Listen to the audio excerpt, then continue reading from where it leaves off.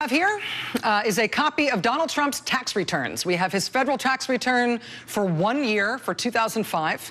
I believe this is the only set of the president's federal taxes that reporters have ever gotten a hold of. What we have are these 2 pages, front and back, from the same 1040 form that you might have filled out when you file your taxes. And in terms of what's on here, aside from the numbers being large, these pages, $38 million, looks like $38 million write down of $103 million. More on that later. If you add up the lines for income, he made more than $150 million in that year. Mazel tov. We got these pages. We got this document today from a Pulitzer Prize-winning investigative journalist who's better on financial matters than almost anybody else in the business. His name is David K. Johnston. These pages turned up the other day in his mailbox. David will join us live here in just a moment. But because nobody has had the president's taxes before, when we showed this 2005 return, we sent this over to the White House tonight, and the White House responded basically with, yep. I'm going to read you the White House statement on this tonight. Quote, before being elected president, Mr. Trump was one of the most successful businessmen in the world, with the responsibility to his company, his family, and his employees to pay no more tax than legally required. That being said, Mr. Trump paid $38 million, even after taking into account large-scale depreciation for construction on an income of more than $150 million, as well as paying tens of millions of dollars in other taxes, such as sales and excise taxes and employment taxes. And this illegally published return proves just that. Despite this substantial income figure and tax paid, it is totally illegal to steal and publish tax returns. The dishonest media can continue to make this part of their agenda, while the president will focus on tax reform that will benefit all Americans. The First Amendment gives us the right to publish this return. It is not illegally published, nor are we fake. Pinch me, I'm real. But good on the White House for acknowledging the return as proof of what the president made and paid that year. Here's the thing, though. A full tax return for someone like Donald Trump would be a lot longer than the 2 pages that we have here. There are all kinds of schedules and notes and attachments that could be involved, all containing information about the president and his money.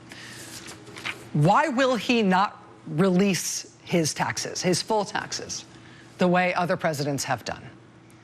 Why not let the public see the information for themselves?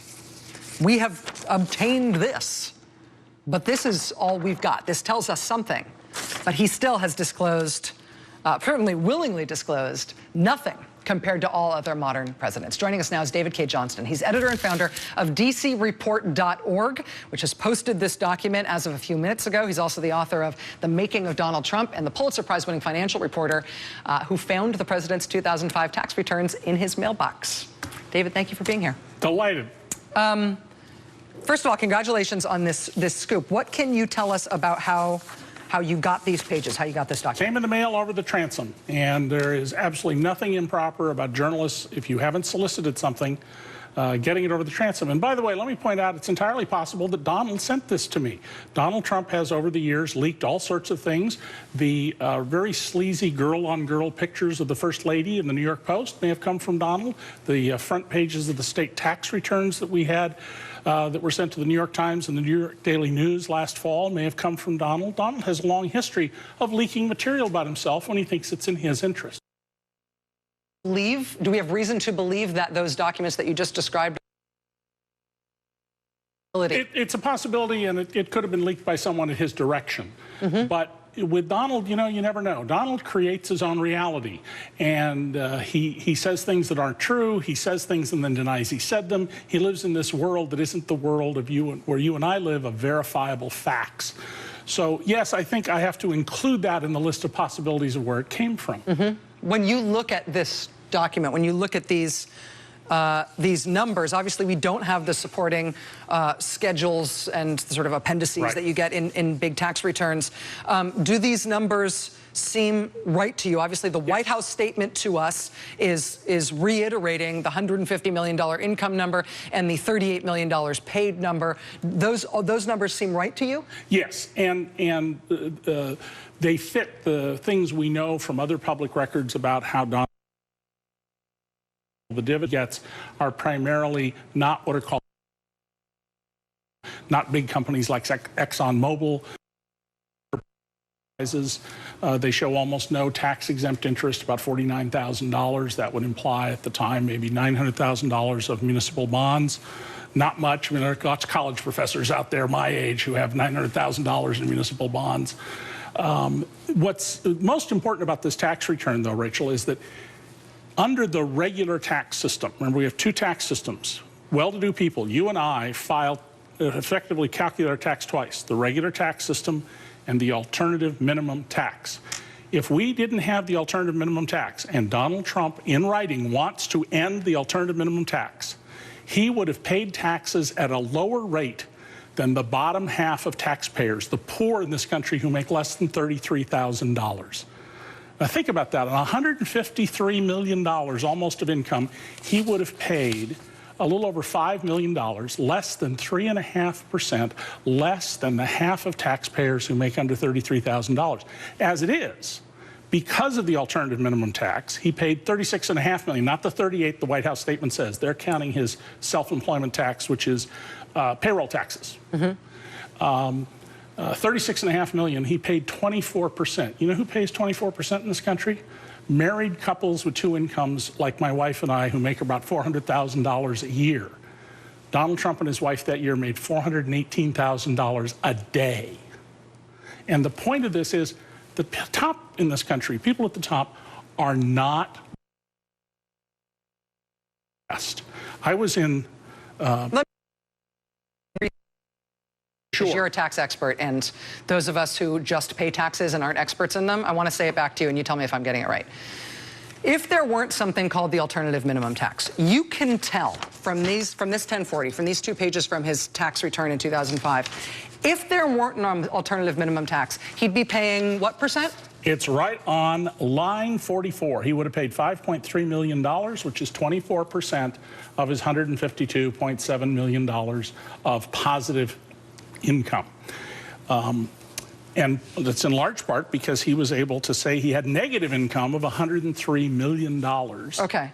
So because there is an alternative minimum tax. They disregarded most of the negative income. Yeah. He had to pay taxes, he had to pay more in taxes, but he still got a benefit. You know why? Because at the top, people are supposed to be here. But if you're in the alternative minimum, a 20% discount on your taxes. Would you like to get a 20% out here? So the issue that, I mean, are so interested in his tax returns. The White House has made this issue and saying it's only reporters who care. People don't care. This was litigated in the election when he didn't release his tax returns and people voted for him anyway. There are a number of reasons to be interested in his tax returns, and I think a number of reasons why people continue to be. And most importantly, what we don't have here, which is this describes the types of income, but not the sources. Okay, so that's what we need to know. Who is the president getting money from? Well, we need to know, A, sources of his income, whether or not he's beholden to somebody. We also need to know whether all the things he said about himself and his wealth and his charitableness and all those things are true. But we also need to know if he is going to take actions as president in terms of tax policy that are going to benefit him. And you're saying, benefit his benefactors. Yes. Yes, I mean, it's a very complicated, tangled issue. I mean, here's a simple question to ask. Every other president's released their returns. We have Hillary Clinton's and Bill Clinton's returns back to the 1970s. Why is it that Donald Trump is so insistent that we're not to see his tax returns? There must be something hiding in his returns. You know, I've been at this for 50 years. I started as a teenager doing investigative reporting. And every time some high-level politician wants to hide something, it always turns out there's a reason. They've got something to hide. I have lots of things we can think of that Donald Trump has, and his connections to the Russian oligarchs, who are essentially, Rachel, a state-sponsored network of international criminals. And you got to think about it in that way and understand that's their position in the world.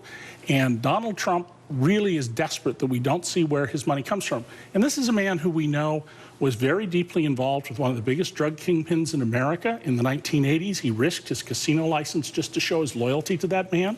He did business with the biggest mobsters in New York. For years, he traveled with the son of the head of the reputed Russian mob boss, himself a twice convicted felon. He says, I wouldn't know if he was in the room, even though they were together all the time, traveling. And many other criminals he has associated with throughout his life. So it's particularly relevant for us to say, where'd you get the money? David Cay Johnston is the editor and founder of DCReport.org. He is the one who obtained this Donald Trump tax return 2005. David, can you stay with us for a moment? Sure. We're going to bring my colleague